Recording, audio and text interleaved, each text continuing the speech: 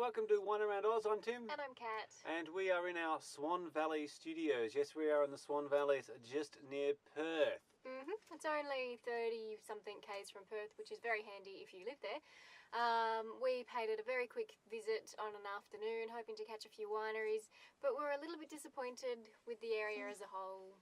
Yep. Kat, what do you think of it as a tourist destination? It's a bit bland, a bit lacking. It kind of has similarities with the Margaret River, but it's just not quite pulling it off in the tourism stakes. Yeah, as a place to visit, I found it sort of a bit hodgepodge. Part of it's industrial, part of it's wine growing, part of it's household, part of it's horse inducement. The whole thing as a place to visit was nowhere near as beautiful as, say, Pemberton or Margaret River, which is just like natural bush and winery. So as a tourist destination for the beauty aspect of it, I wasn't so keen on Swan Valley. But, yeah, go to Clare Valley. Yeah, Clare Valley, another beautiful one. So there you go. But from a wine point of view, that's what we're here to check today. They're pretty much known for their Videllos. Chenin Blanc, Chardonnay, Shiraz, Rosé, Cab Sav, and they're fortified.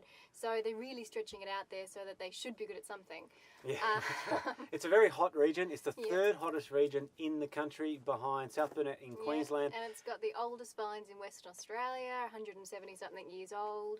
Anyway, we're here to talk about their wines, not just the place as a tourist destination. So we've got three under $20 Swan River Unwooded Chardonnays. The first one we're going to go today is Upper Reach.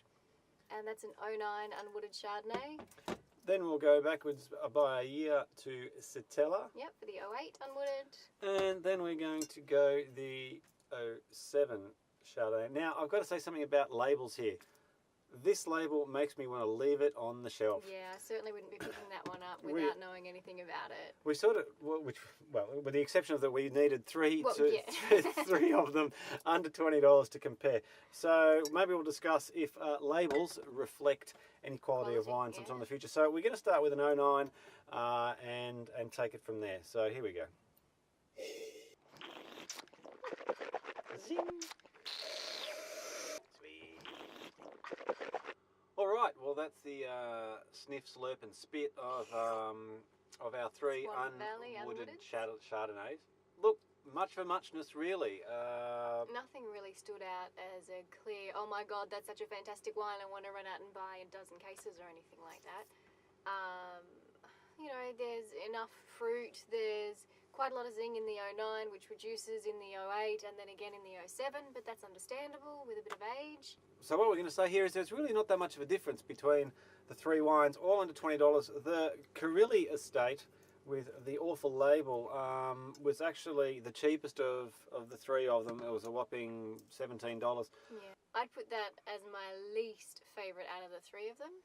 I'm actually going to go reverse to Kat. I like my Chardonnays a bit more bolder.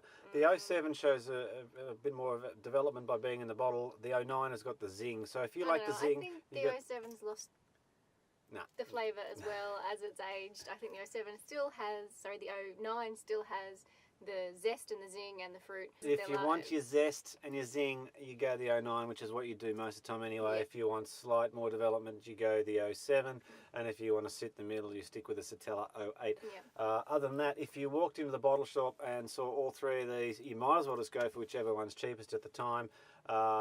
Just on $20 for Sitella and Upper Reach and $17 for Carilley Estate. Instead of getting something that's just okay, why don't you grab something that's even better, something that you know you really love?